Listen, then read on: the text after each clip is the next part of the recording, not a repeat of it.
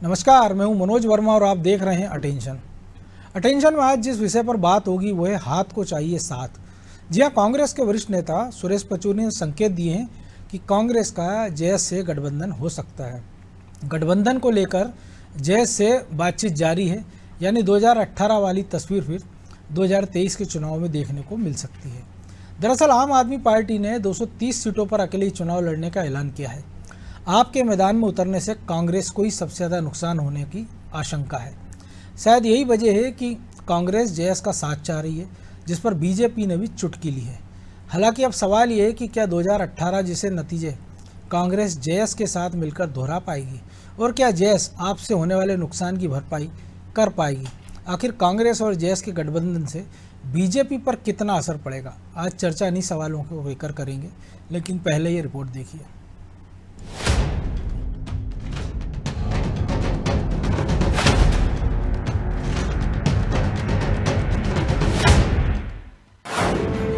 हाथ को चाहिए साथ, गठबंधन की चल रही बात। क्या जयस से गठबंधन करेंगे नाथ?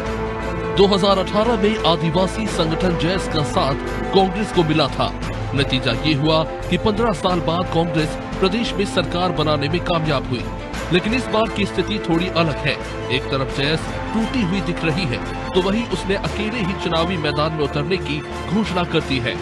लेकिन अब कांग्रेस के सीनियर नेता सुरेश पचौरी ने जयस के साथ फिर गठबंधन के संकेत दिए हैं। जन आक्रोश यात्रा के दौरान उन्होंने कहा कि जयस के साथ गठबंधन को लेकर सकारात्मक बात जारी है।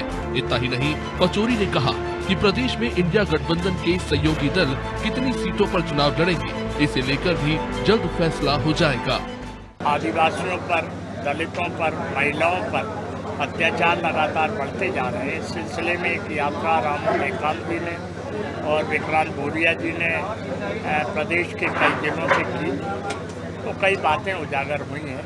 हमें भरोसा है कि महिलाओं के साथ साथ जो आदिवासियों पर अत्याचार बढ़ रहे हैं, उसके मद्देनज़र जयस के साथ भी हमारी सार्थक बात आगे होगी। जाहिर है कि इंडिया गठबंधन की सहयोगी पार्टी आप ने मध्य प्रदेश में सभी सीटों पर चुनाव लड़ने का ऐलान किया है।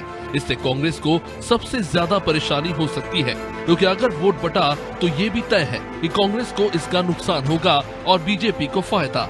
शायद यही वजह है कि कांग्रेस जयस को फिर अपने साथ लाने की जद्दोजहद कर रही है, और कांग्रेस की इसी कोशिश पर बीजेपी इस पर चुटकी ले रही है। देखिए, कांग्रेस पार्टी का अस्तित्व जो खत्म हो गया है, तो इर्द गिर्द रह के दूसरे दलों से समर्थन मांगा जा रहा है। उसी दिशा में मध्य प्रदेश में कांग्रेस पार्टी की अंतर्कलह जिस प्रकार से बढ़ रही है, उनका जिस प्रकार से सामाजिक अस्तित्व खत्म हुआ है, तो इर्द गिर्द रह के दूसरे दलों के समर्थन मांग रहा है, क्योंकि 230 विधानसभाओं पे प्रत्याशी खड़े होने को भी नहीं है उनके पास। रही बात जयस जैसे संगठन जो खुद आपस में टूट गया है, उससे समर्थन की बात कर रहे हैं, तो सुरेश पचौरी जी को चाहिए पहले वो खुद चुनाव जीतकर दिखाएं।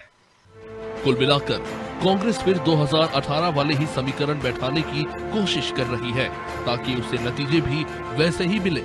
हालांकि जयस के साथ उसका गठबंधन हो पाएगा या नहीं, ये तो कहना अभी जल्दबाजी होगी। लेकिन इतना जरूर है कि कांग्रेस की मुश्किलें अगर कोई दल थोड़ी बहुत कम कर सकता है तो वो जयस ही है। हालांकि सवाल तो इसको लेकर भी है कि क्या जयस के आने के बाद भी आप पार्टी के नुकसान की भरपाई हो पाएगी, या फिर इस बार बीजेपी को इसका फायदा मिल जाएगा। लेकिन जो भी हो, इतना तो तय है कि हाथ को अभी साथ की जरूरत महसूस हो रही है। ब्यूरो रिपोर्ट, अनादि टीवी।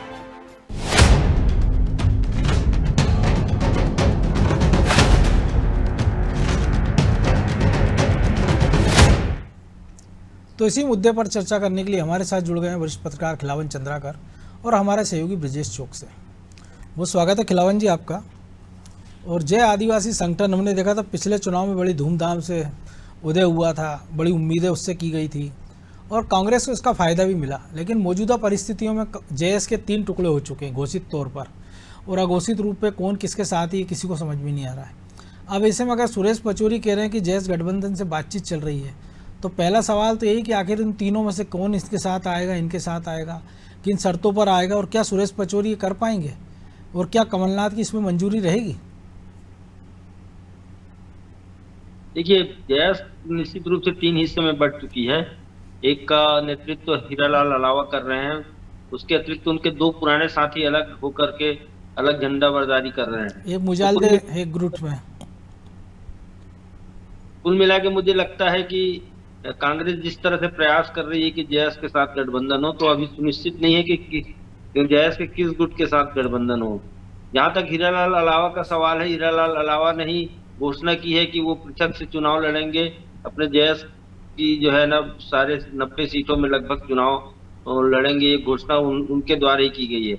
ऐसे में अब की बार इस बार के चुनाव में जयस का या हीरालाल अलावा का साथ मिल जाए, कांग्रेस को ऐसी संभावना कम दिखाई दे रही। देखिए, सुरेश पचौरी ने दो तरह के संकेत दिए हैं।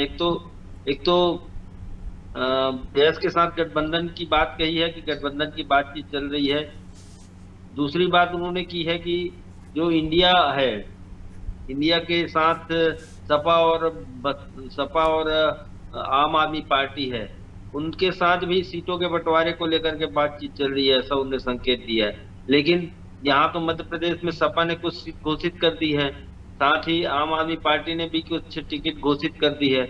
ऐसे में कैसे किस तरह से गठबंधन की बात होगी मुझे, या सीटों के बंटवारे की बात होगी, मुझे समझ से परे है, मेरे समझ से। तो कुल मिला के यही कहना है कि यदि राजनेता कुछ संकेत देते हैं तो उस संकेत के पीछे कोई ना कोई भारी भरकम कारण होते हैं, लेकिन यहाँ कोई कारण दिखाई नहीं या दे रहा कई बार है। होता है कि रिएक्शन भी देख लिया जाए कि हो सकता है तीनों में से संपर्क ना हो, या तीनों में से कोई एक संपर्क कर ले, कि अगर उसको लग रहा कि बाकी एक कोई संपर्क में होगा तो बाकी दो संपर्क कर लें। देखिए, निश्चित रूप से हाँ, ऐसा हो सकता है कि एक बड़ा गुट या ज्यादा प्रभावी गुट जो है संपर्क करे, तो दोनों दूसरे गुट भी संपर्क कर लें, ऐसा हो सकता है। लेकिन भाजपा भी हाथ पर हाथ धरे नहीं बैठी है। भाजपा नहीं चाहती कि किसी भी तरह से जय आदिवासी संगठन के साथ, जयस के साथ कांग्रेस का गठबंधन हो, क्योंकि भाजपा चाहती है कि जयस से अलग होके ही कांग्रेस चुनाव लड़े तो उनको फायदा होगा। ऐसे में भाजपा भी चुप नहीं बैठेगी और वो भी कोई ना कोई तिकड़म भिड़ाएगी ताकि दोनों का गठबंधन ना हो सके। अभी तक तो कोई ऐसा संकेत नहीं मिला है जिससे गठबंधन की बात कही जा सके, सिर्फ सुरेश पचौरी ने संकेत दिया है। जी तो ब्रजेश जी, जो कांग्रेस की अंदरूनी राजनीति, कई बार होता है कि खेल बिगाड़ने के लिए भी इस चीज़ों को पब्लिक प्लेटफॉर्म पर ले आया जाता है कई बार, कि अगर कुछ अंदर खाने पक भी रहा हो तो रायता बिखर जाए। क्योंकि जो खिलावन जी भी कह रहे हैं कि बीजेपी भी हाथ पर हाथ धरे बैठी नहीं है, और जिस प्रकार से बीजेपी लगातार आयोजन कर रही है, पिछले दिनों भी हमने देखा था कि एक बड़ा आयोजन बीजेपी ने किया था, जो शाह थे, रघुनाथ शाह और शंकर शाह, उनकी स्मृति में एक बड़ा कार्यक्रम किया गया था। कई सारी घोषणाएं आदिवासियों को लेकर की गई थी। उसके पहले पैसा एक्ट है, या तमाम सारे अपन मध्य प्रदेश में कार्यक्रम दे चुके हैं, जिसमें मोदी भी आ चुके हैं, अमित शाह भी आ चुके हैं। देखिए मैंने पिछली बार मुझे लगता है जयस ज़्यादा ताकतवर था, और उसके ताकत को ताड़ने में मुझे लगता है कांग्रेस से कहीं सफल हो गई थी और बीजेपी चूक गई थी उसमें, कि वो समझ नहीं पाई थी कि जयस इतना नुकसान पहुंचा सकता है और कांग्रेस को फायदा पहुंचा सकता है। लेकिन जयस अब टुकड़ों में बंट चुका है, जयस उतना ताकतवर नहीं बचा है। और जो परिस्थितियां आज की तारीख में हैं, जिस तरह से हम देख रहे थे पहले शुरुआत में, ऐसा लग रहा था बड़ा कांटे का मुकाबला होगा। मुकाबला अब भी दोनों के बीच में ही है, लेकिन दोनों ही राजनीतिक दल कोई भी ऐसी बात या कोई भी ऐसा रणनीति पर चूक नहीं करना चाहते जिससे उनको नुकसान हो जाए। जयस से गठबंधन करना एक तरह से उतना फायदेमंद भले ही ना हो कांग्रेस के लिए, जो 2018 में हुआ था, लेकिन जयस से यदि वो हाथ मिलाती है तो उसको फायदा तो होगा, नुकसान नहीं होगा। क्योंकि यदि वो हाथ नहीं मिलाती है तो जो आदिवासी का वोट बैंक है, जो कांग्रेस के पास आ सकता था, वो एक तरह से आप या तो जयस के पास चला जाएगा, तीसरे दल के पास, जो यदि वो चुनाव लड़ते हैं, या फिर वो बीजेपी के पास चला जाएगा, तो नुकसान होगा। तो मुझे लगता है ये नुकसान की भरपाई करने के लिए सब तरफ है, सब मोर्चों पर काम हो रहा है। चाहे वो बीजेपी की बात करें हम, बीजेपी ने जयस को उसी हालत में नहीं छोड़ा। उस जयस की क्या स्थिति है, जयस में भी इस तरह से हमने देखा है इलाहाबाद से नजदीकियां बढ़ाने की कोशिश की बीजेपी ने भी। बिल्कुल, जयस भी दोनों तरफ से सौदेबाजी करने की स्थिति में दिख रहा था कि अलावा की शादी में मुख्यमंत्री शिवराज पहुंचे भी थे और थिरके भी थे आदिवासियों के, और सबसे ज्यादा समय वहां बिताया भी था। तो आप देखिए जिस तरह से द्रौपदी मुर्मू के चुनाव के बाद से हमने परिस्थितियां देखी मध्य प्रदेश में, कि आदिवासी वर्ग का झुकाव बीजेपी की तरफ दिखा था, जैसे वोट यहाँ से डले थे, द्रौपदी मुर्मू को मिले थे उस आधार पर। तो आप कह सकते हैं कि आदिवासी दोनों ही पाले में जा सकता है। जिसने प्रयास बेहतर किए, जिस पर उसको भरोसा हुआ, उसके पाले में जा सकता है। शायद ये लग रहा है कि जिस तरह से बीजेपी रफ्तार में है, जिस तरह से गलतियों को सुधारते हुए वो आदिवासियों में अपना विश्वास वापस हासिल करने की कोशिश में लगी है और कुछ हद तक वो सफल भी होती दिख रही है। तो शायद यही वजह है कि सुरेश पचौरी जी ने ये कहा हो कि हम जैस से भी संपर्क में हैं और उनसे गठजोड़ करने की स्थिति में बातचीत चल रही है हमारी। आप देखिए, इससे पहले कमलनाथ ने कहा था कि आदिवासियों का और कांग्रेस का डीएनए एक है। बिल्कुल। तो सिर्फ ये कहने भर से कुछ नहीं होने वाला, आपको आगे बढ़कर हाथ आगे बढ़ाना होगा और वो भरोसा जीतने के लिए आपको कुछ बातें दिखना होगा कि आप गंभीर हैं। हाँ, गंभीर है, सिर्फ कहनेबाजी से कुछ नहीं है। यदि सुरेश पचौरी जी ने किसी रणनीति के तहत कहा है या ऑफर दिया है कि जैसे हमारी बातचीत चल रही, तो किस संगठन से बात चल रही है, ये आदिवासी वर्गों को एक तरह से मैसेज देने का काम भी हो सकता है कि देखिए हम तो आपसे बात कर रहे हैं, हमारे नेता पहले ही कह चुके हैं कि डीएनए हमारा एक है आपसे, तो आप हमारे साथ हम हाथ बढ़ा रहे हैं, जुड़िए, ताकि जो आदिवासी जो जैस के साथ जाने के इच्छुक हों या जैस की तरफ जिनका झुकाव हो, वो कांग्रेस से एक तरह से विमुख ना हो, वो कांग्रेस के साथ बने रहें, कि उनको ये लगे कि कांग्रेस की बातचीत चल रही है, हो सकता है गठबंधन हो जाए। अब बीजेपी की हम बात करें तो बीजेपी यूं ही मैदान खाली छोड़कर जाने वाली नहीं है कि आप जैस से गठबंधन कर लोगे, आदिवासियों को साध लोगे।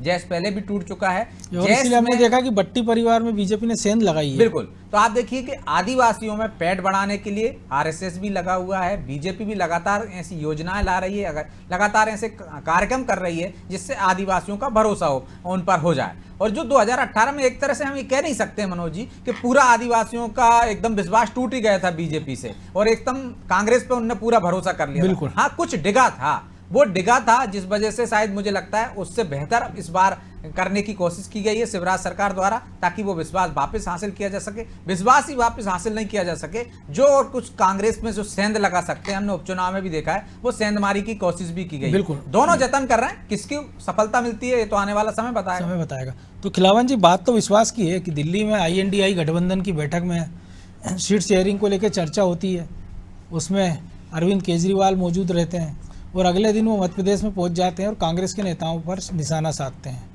तो जो कांग्रेस उनसे उम्मीदों के साथ देख रही है कि उनको भले ये लग रहा है कि शायद विधानसभा चुनाव में गठबंधन हो जाए, क्योंकि जो बात चल रही है वो लोकसभा को लेकर चल रही है, तो ऐसे में आम आदमी पार्टी भी एक बड़ा संकट बन सकती है मध्य प्रदेश में कांग्रेस के लिए।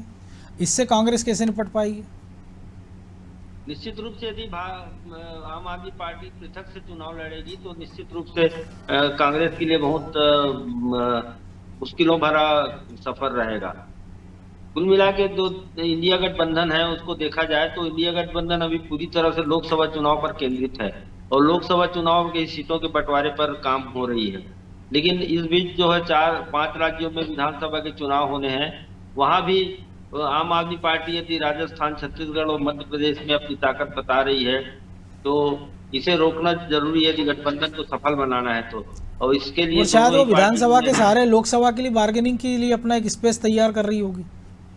निश्चित रूप से यदि मध्य प्रदेश में प्रदर्शन करके, विधानसभा में प्रदर्शन करके कुछ हासिल कर लेती है आम आदमी पार्टी, तो निश्चित रूप से बार्गेनिंग का एक अवसर मिल जाता है, अवसर निर्मित हो जाती है। खिलावन जी, विधानसभा के तत्काल बाद हम देखेंगे लोकसभा में पहुंच जाएगा, माहौल वैसा बन जाएगा। यदि आम आदमी पार्टी मध्य प्रदेश में, राजस्थान में, छत्तीसगढ़ सहित उन 5 राज्यों में वो कांग्रेस को गाली देती तो 6 महीने बाद वो कैसे तारीफ कर सकती है? लोग कैसे भरोसा करेंगे दोनों पर?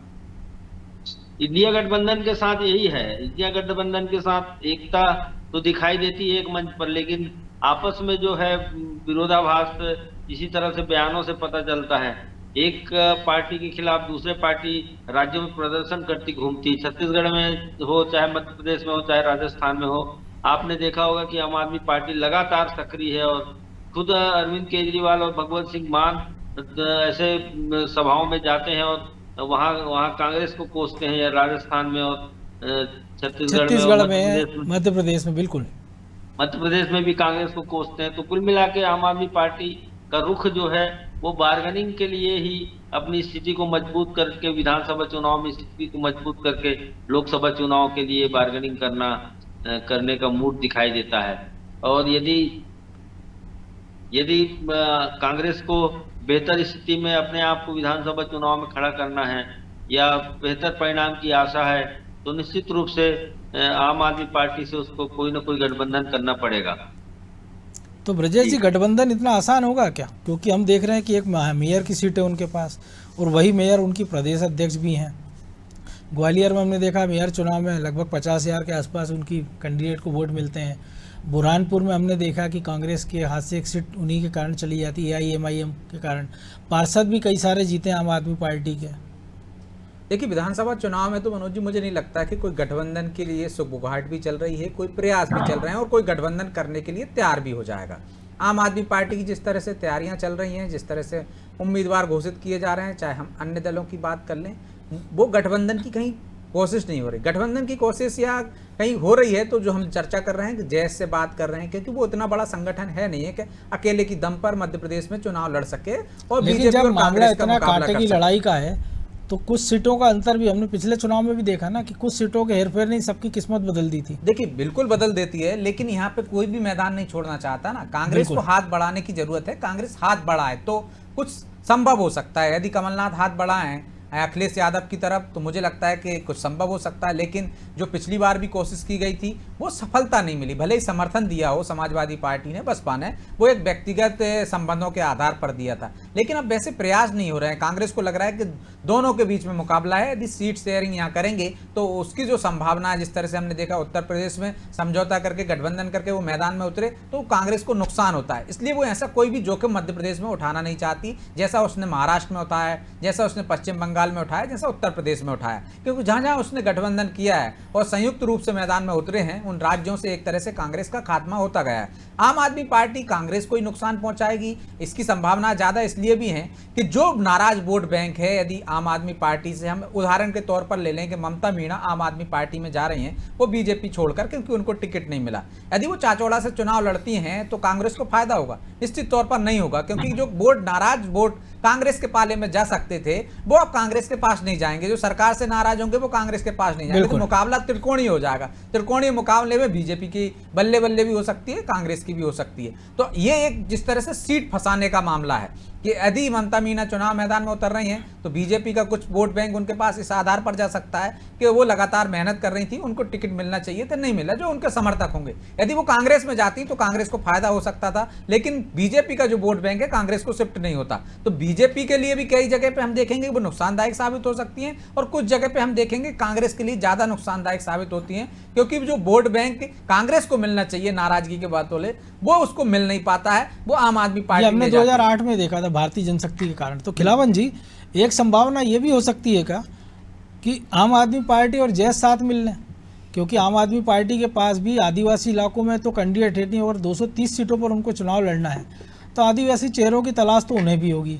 तो जिस बेल्ट में कांग्रेस के पास आदिवासी चेहरों का अभाव हो जाता है, बीजेपी के सामने समस्या हो जाती है कई बार, और इसके लिए वो प्रयासरत भी, ये खबर है अंदर जी। ऐसी कोई सुगबुगाहट तो पता नहीं चली है कि आम आदमी पार्टी नहीं, ब्रजेश बता रहे हैं कि एक से वो प्रयासरत हैं, वो संपर्क में है लगातार। आम आदमी पार्टी के लोग जैस के संपर्क में हैं, वो चाहते हैं गठबंधन। और यहाँ तक मैं आपसे कह सकता हूँ, वो तो ऐसा भी ऑफर दे रहे हैं कि बड़ा नेता वहां से आ जाए तो वो उसको सीएम कैंडिडेट घोषित करने के लिए भी तैयार हैं, क्योंकि आदिवासी पर बड़ा दाव लगाने के पीछे उनका मकसद है कि यहाँ पे बहुत संख्या में आदिवासी रहते हैं, 82 सीटों पे प्रभाव रखते हैं और 47 सीटों पे कम से कम आरक्षित है। तो वो एक बड़ा दाव खेलने के लिए भी तैयार है और उनका संपर्क में लगे हुए हैं। अब उनका दाव सफल होता है या नहीं होता है, ये अलग बात है।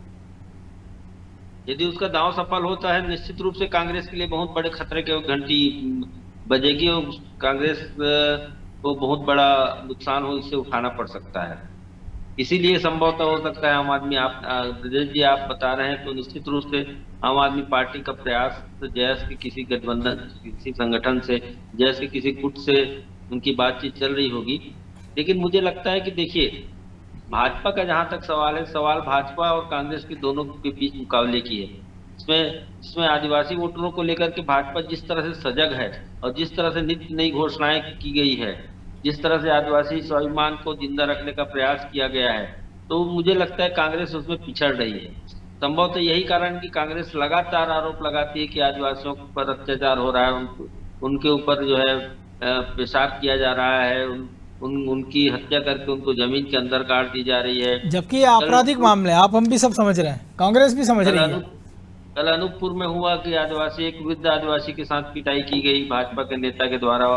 आज उसी का काट आया है कि उसमें कांग्रेस के नेता भी शामिल थे और दोनों ही दल के नेताओं को निष्कासित किया गया। इससे स्पष्ट है कि भाजपा पूरे आदिवासियों को मनाने के लिए या अपने साथ वैचारिक रूप से साथ लाने के लिए नित नई घोषणाएं, पेशा एक्ट भी उसमें से एक उदाहरण है। लेकिन कांग्रेस के हाथ अभी कुछ ऐसा नहीं लगा है जिससे आदिवासी वोटर को वो अपने तरफ लुभा सके। तो कुल मिला के कह सकते हैं कि अभी ये पक्का नहीं कि कांग्रेस को साथ मिलेगा या कांग्रेस का हाथ खाली रहेगा। बहरहाल अब समय की कमी है, चर्चा को विराम देना होगा। बहुत धन्यवाद खिलावन जी।